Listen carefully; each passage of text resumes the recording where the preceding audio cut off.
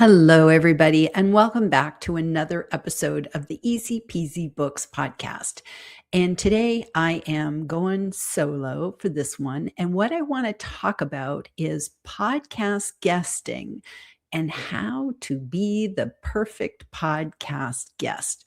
Well, maybe not perfect, but how to be as good as you can be, because podcasting is a wonderful way to promote your book. So let's get stuck in. So the first thing that I want to talk about is setting yourself up for success when it comes to the tech. And the tech is so important, and you need to get that straight. And whenever you're a podcast guest, you want to make sure that you understand whether it's audio only or is it going to be video, where the video will live one place and the audio will live another place. So, for instance, with me in this podcast, this is a video podcast, and yet I take the audio and I repurpose the audio on Apple and Apple Podcasts and Spotify and Amazon Music and all the other, great places out there. But I like the video to go on YouTube, and I also like to make clips. So I let my guests know that so that they don't show up on a bad hair day thinking that, oh, they just have to sound good. No, you got to sound good and look good if you want to be on my show. And nowadays, the majority of podcasts just assume it's video. And if you show up and it's audio only, bonus. That's a great day because it's a lot less stressful. But anyways, so here, let's talk about the tech, and let's go with the assumption that you want to set yourself up for success so that the video looks just as good as the audio, because both are very, very important. So the first thing you need to know is you need to be what I call Zoomable Plus, which means have the basic equipment that you would have for a typical Zoom call, which is going to be your webcam, a microphone, and earbuds or headphones or whatever you use. So, you don't have to go out and buy any kind of expensive stuff. You don't have to be like those podcasters with the great big headphones. You don't have to do all that. You just be Zoomable Plus, which means be ready for a Zoom call, but step it up a notch. So I'll tell you exactly what that means. So let's start off with the basics. So number one, you want a webcam. So I am using a Logitech Brio. I've been using the same webcam for years, and it's great. It's just plug and play, plugs into my computer, easy peasy to use. But one of those Logitech C90s are good. There's just so many pretty inexpensive webcams out there. So, as long as it has at least 720 or 1080 preferable. You don't have to do 4K because nobody I know is podcasting in 4K, which is the resolution, how high it is. So for instance, when I do my podcasts with my guests, we are actually recording in 1080p because I have the paid level of StreamYard. That's what I use to record my podcast. Now, most podcasters are probably going at 720. So that's sort of the minimum you want to go at. But if you're going to go 1080, much better for you. So you need to have that webcam. So then next up is the microphone. Now it's really, really important to have a good mic, but you do not need to run out and get like a Roadmaster Pro or anything fancy like that. A typical USB mic is fine. So you don't need some sort of mixer and, all that sort of fancy stuff. Just something that's like literally plugs into your computer or your hub or whatever you have. I am using a Blue Yeti mic. There's lots of other mics that are well under $100. I think I got my Yeti for like maybe $50, $60 several years ago, and I've been using the same thing. So a Blue Yeti is fine. Any kind of mic is probably going to be okay as long as it's a USB mic, and know where you're supposed to talk into it. So for instance, with a Blue Yeti, I don't talk on the top. I talk coming at the front, in the front of it. So it's important to know all these things and test out your mic in advance. I've done that myself where I've gone and recorded and said, okay, here's Gillian. I'm talking on my mic, with doing this and doing this. I measure it. I see, do I need to raise it up? My microphone's actually sitting on a box so that I can raise it up. And that's another thing that people do wrong. They go ahead and they put their microphone over to the side and we can't hear you. So they're afraid to have the microphone on camera because that way they can't hear anything. So it's like they want it out of the view, but that just doesn't work. Sometimes it can't be off to the side. It has to be right in front of you so that's getting even sound. So that's really important. So, okay, we've talked about the webcam. We have talked about the microphone. So let's keep moving and talk about headphones. Now, you'll notice I'm not wearing those big clunky headphones, but if I pull back my hair, you can see that I have earbuds in. And that's the kind of cool thing about a Yeti. I can just have these cheap little earbuds and they wire into the bottom of my Yeti so that I can hear stuff. So that's absolutely perfect. I don't have to have anything, tied to my computer or something. It just goes right into the microphone. So having, you can even get away with those, Apple AirPods and that sort of thing. However, just know if you're using Apple AirPods, it might be picking up the audio, the microphones of the AirPods might be picking up. So that's actually why I like to use wired ones that go right into my microphone, because that way I know nothing weird's going to happen. There's no fighting going on. So that just makes life a lot easier. So a lot of people ask me, Gillian, can't I just use the speaker that comes with my webcam? Or I have 2 speaker boxes on the side of my computer. The reason why you don't want to do that is a lot of times there can be problems when you're trying to log in because like maybe the software is not recognizing those speakers and it gets confused. And now all of a sudden you can't hear the host. And I've watched people just have nightmares trying to use the speakers on their desk or on their webcam even. But here's the thing. You can also get weird echoes and feedback. And sometimes it's like you hear this munching sound like there's some monster on the podcast. So if you can, please think about wearing headphones. It just makes life so much easier and there's no distractions that way. Okay, then we're talking about lighting. That is another important thing. So what I have here is I have a simple ring light in the front of me. And then I actually have 2 side lights. And that's because I'm in a really, really dark area. I'm not in front of a window, so I don't have any kind of natural light here. I'm in a very dark space. Now, if I put on the overhead light, I'd look like a ghost. And I have sometimes done that and I've gone, oh, I think I left the overhead light on. It doesn't look very good. So it's kind of good if you can do what's called 3-point lighting, where you have 2 lights on the side, sort of at an angle, and then you have the ring light in front of you. And it's really, really important to have your light coming at you, not behind you. So never sit with a window behind you because you're going to go, what's going to happen is the webcam is going to focus on that light behind you and put you in shadow, which I often say looks like you're in the witness protection program. We can't see you. It's so dark. So that's just something to think about. So if in doubt, just a simple ring light is good enough, and kill that overhead light because it's just not going to good. Then the last thing, and this is sort of the Zoomable plus bit, is your internet. That is so important, especially when we're talking about video podcasts, because that is being uploaded to whatever, it could be StreamYard or Restream or Riverside, Zoom even, but you need to have good internet so that you don't want to get frozen during you don't want to get frozen during your podcast interview. You want to be crisp and as best possible.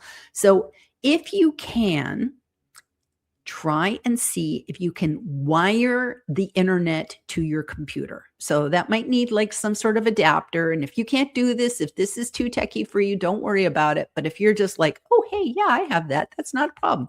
If you can wire in, what that does is it creates what's called a stable connection.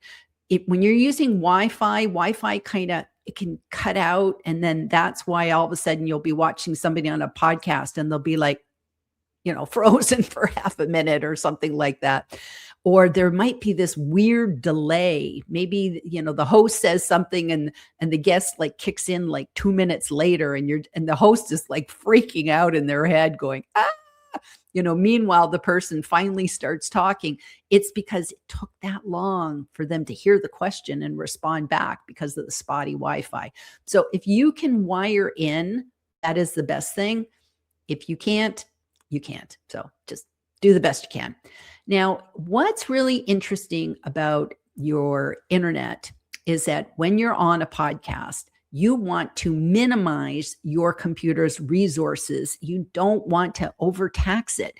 So shut everything off. Your email, shut off LinkedIn, shut off YouTube, all these things. If you're one of those people with the 50 Chrome browsers across, shut those browsers off. Have one single thing open, which would be what you're recording in, and no other tabs. Just shut them all down and make sure nothing's in the background. Like if you have Dropbox or Box or something like that, shut everything off. And while you're at it, click on the do not disturb, because there is nothing worse when you're doing a podcast and people are getting pinged and dinged and all sorts of stuff. So just make your computer go into do not disturb mode. That really, really helps. And while you're at it, do it with your phone as well so that your phone doesn't ring in the middle of the podcast. So that's pretty much it with the tech. Oh, one last thing. People never think about this, but tell your family you're all off the internet for the next half hour. Make sure nobody is watching Netflix or YouTube. Maybe you got teenagers that are gaming. Maybe you got a husband or wife that's gaming. I don't know. But have everybody in the family stop using any kind of streaming. They can be on Word or something like that. That's not going to bother anything. You just want to make sure nobody is streaming, because you're fighting to get the best internet possible. So keep everybody off the internet while you're doing your podcast. Okay, so I think that pretty much covers the tech. I know there's a lot to it, but it's really important to kind of do all this. And I really suggest you make yourself a checklist, because there is a lot to cover.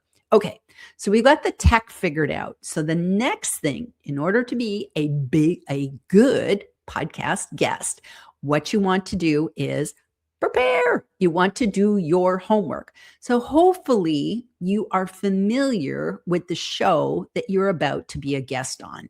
And, there's no excuse. There's no excuse if you have not done your homework. You should at least go watch 1 or 2 episodes of previous shows so that you get a feel for how does the interviewer, how does your host act? What kind of questions do they ask? Do they stay on topic? Do they talk a lot? Do they, you get a good feel if you can go back and listen to other episodes. So I highly, highly implore you to go do that. That just makes so much sense. But then what I also want you to know is that not all podcast hosts are going to send you the questions in advance. And I'm going to raise my hand. I don't do that. And the reason I don't do that is because I, as the host, don't want to be locked in to now sitting there reading these questions. I find it boring. I don't like to do it. That's just my style. And I know a lot of podcast hosts that are just like me. They don't want to have, here's the 10 questions, and then, you might as well just fill them in and send them back to me then. Like, why are we even doing this? So I don't send people the questions in advance. And I know sometimes that irritates people. They're just like, well, I'd like to prepare. Well, you know what? You know the topic, so go prepare. So I'm going to tell you how I would suggest to my guests, this is what you should do when you're working with someone like Gillian and she doesn't send you the questions. Number one, Know what the topic is. Know what the topic is and brainstorm and start to think about, what do I have to say with regards to this topic? And if you're an author, then you need to think about, how does my book relate to this topic? So there are typical questions that people who are authors are asked. Number one, what's your book about?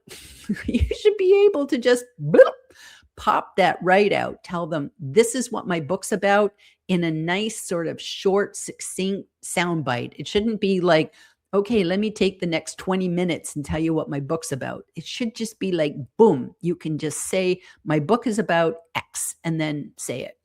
You also want to talk about, who is your book for? Who's the audience? Who is the ideal reader? So again, that's something that should just flip off the top of your head, easy peasy. And then the last thing would be, why should I buy your book? Think about, what's the transformation? And I always think about problem solution. People pick up this book because ... And after reading the book, they can ... So sort of the before and the after. So that should just be easy for you to kind of put together and think about, how could you frame that? How could you bring that into the conversation? So having those book questions in your head, I think that's really good to know in advance.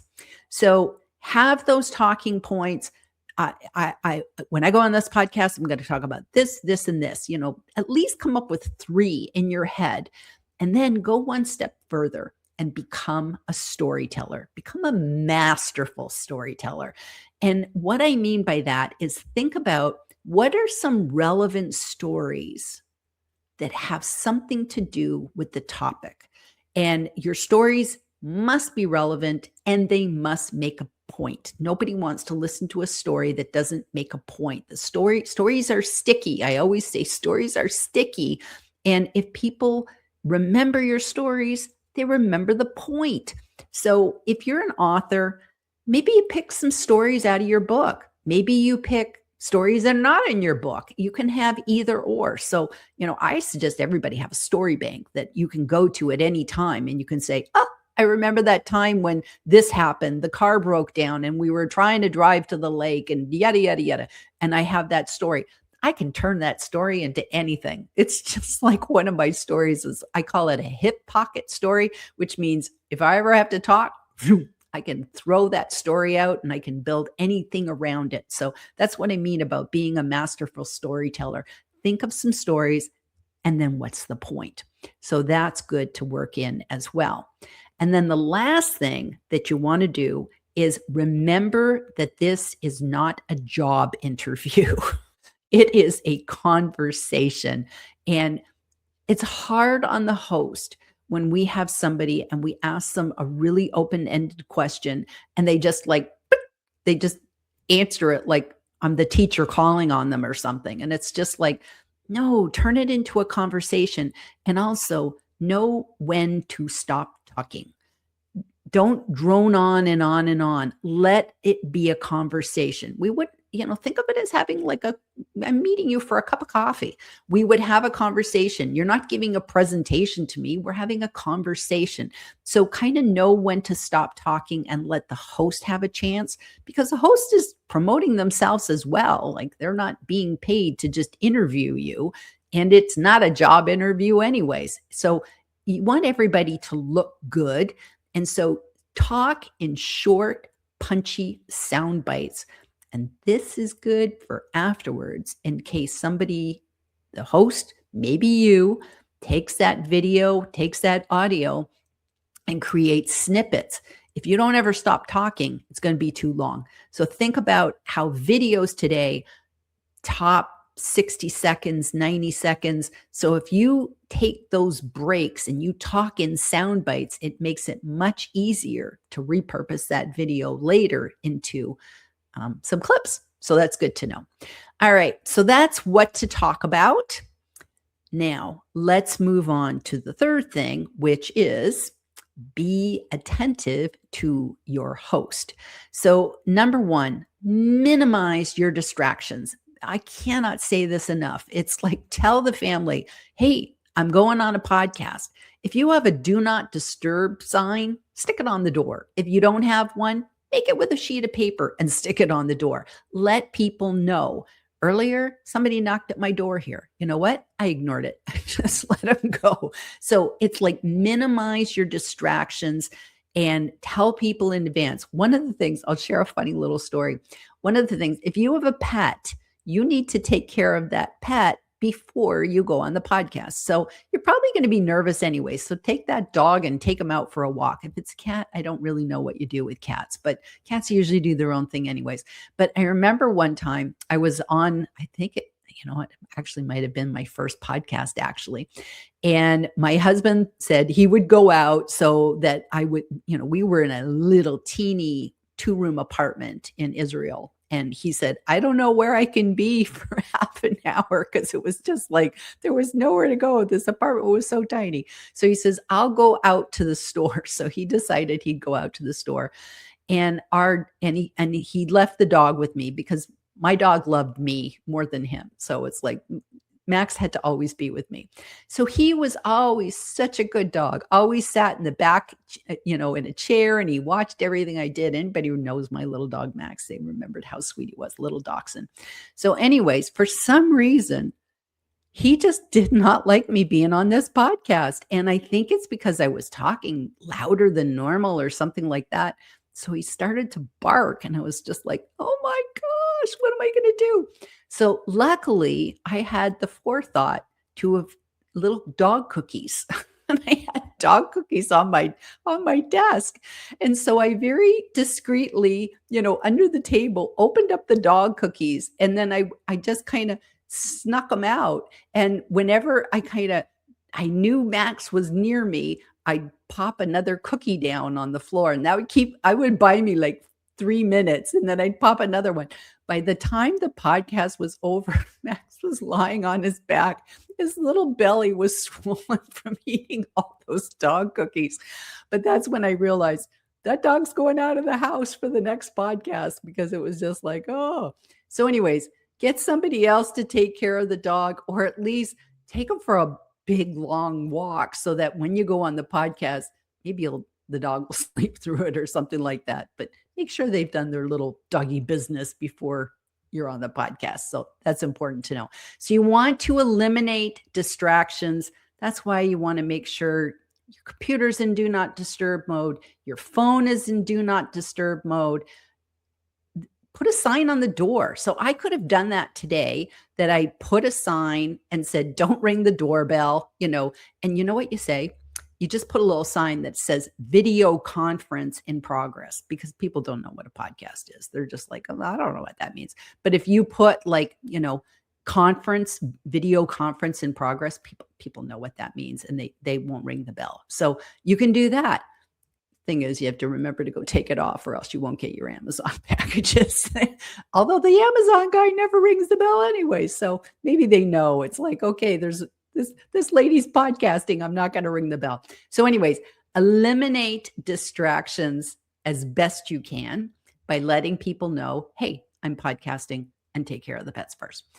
Another thing is give the host your full attention by making eye contact. And guess what? You are not making eye contact. Even I think I forgot that this podcast, it's really hard doing solo podcasts. So you just do the best you can.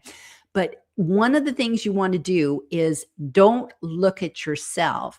Look at Lenny. I have Lenny is my little, I'll show you my Lenny. I'll take him off.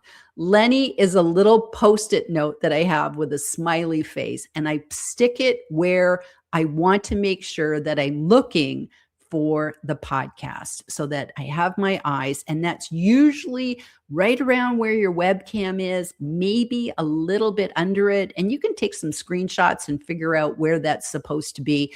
But having that is good because you want to make eye contact with your webcam, not the host on the screen. Because what happens is, if I look at the screen, so right now I'm looking at the screen, it looks like I'm looking down, and you don't want that. You don't want that. You always want to be looking at eye level and making eye contact with the viewer. And of course, we can't see the viewer. So that's why we want to make eye contact with the webcam. So making eye contact is good, but also too, your body language is so important. Your facial expressions. If you agree with the host, what the host is saying, smile, nod your head. If they make a joke, laugh. If they say something, go, hmm. It's okay to lean in, do all of those different things. Again, it helps the host know, how's this going across to my guest? Are they getting it? Am I coming through? So the worst thing you could do is pick up your phone. And I had that with somebody once. They were just like, I was just they said I'm checking a text message. And it's just like, don't be checking your text messages when I'm talking, because you know what? Everybody sees you. It's not like you're off stage and you're doing all this and nobody's noticing. Everybody's noticing. So it's kind of like if you go to a party or a networking event and you're talking to somebody and they're like looking over there to talk to somebody else. How does that make you feel? It makes you feel horrible. So it's the same thing. Look at the host, acknowledge the host, smile, laugh, just let your body language flow. Also, too, use your words. Use your words. I sound like a mother here. Use your words, kids. But it's true. Think about, did the host say something and you go, you know what? Karen, or whoever my host is, Karen, that was such a good point. I love how you talked about this. And it reminds me of such and such. Saying their name is good. Referring to something that they said. You can even refer to something that maybe happened before you went on the podcast. You can say, when we were in the green room before we started the podcast today, I loved how, Karen was talking about this new client she's working with, and I was so excited for her. It's okay to reference things. You might already know them. So you might say, it was so fun preparing for this podcast with you. And I really enjoyed the back and forth and getting to know you in the DMs and, whatever. Making the host look good, referring to something that you can about them is so, so helpful. So I think I've covered pretty much everything that you need to know. And just remember, this is probably sort of my bonus ninja tip here, is that on the day of the podcast, give yourself some margins. You guys are all authors. You're either authors or you're wanting to be authors. Maybe you're readers, but you know that text needs to have margins. We can't go all the way to the edges. We always need that white space. Give yourself white space in terms of try to have a little bit of time before the podcast and after the podcast, because you can have some fabulous conversations once the podcast is over. So it's nice if you could have that chat, especially if this is the first time and maybe the only time you're ever going to meet them. To have that relaxed feeling is good. So if you can, do that at the end, have that little bit of time that you could stay and chat with the host if they want to, but also to give yourself at least 30 minutes before the podcast so that you can get in the zone, so that you can relax, so that you can get that dog walked and tell the family and check your tech and do all that stuff in advance before you go live, because you don't want to show up being frazzled and stressed out and whatever. And if the podcast host gives you any kind of you can go in and practice, go do that. That's what I do with all of my guests. I tell them here, I actually give them a video that walks them through what to expect coming into StreamYard, because I know not everybody's used it, but also too, I tell them you can go into StreamYard and see what it's like in there. And don't worry, you're not going to break anything. So those are good things. Check your microphone, check your earphones, headphones, check your webcam, figure out where you're going to put Lenny on the screen so that you know where to look for the podcast. And I think you will be setting yourself up for success. And never be late. That's one thing. Never be late. Respect the host's time, that you arrive punctual, you dress nicely, you're, well fed, got water, all sorts of good stuff. And also to have a copy of your book handy because you never know when the host is going to say, "Oh, show us your book." You want to be able to just like, whoop, there it is, magically appeared. So always have your book ready to go too. So one final thing, a takeaway. And a takeaway is having something that if the host says, "Is there anything else you'd like to say?" Leave them with a quote, leave them with a little tip. Even just say, this has just been a wonderful opportunity. And I thank you for having me on your show. So easy peasy. That's how you do it. So there you go. In a nutshell, that is how to be a good podcast guest. So I hope I taught you something today. And we will see you all or hear you all next on the next Easy Peasy Books podcast.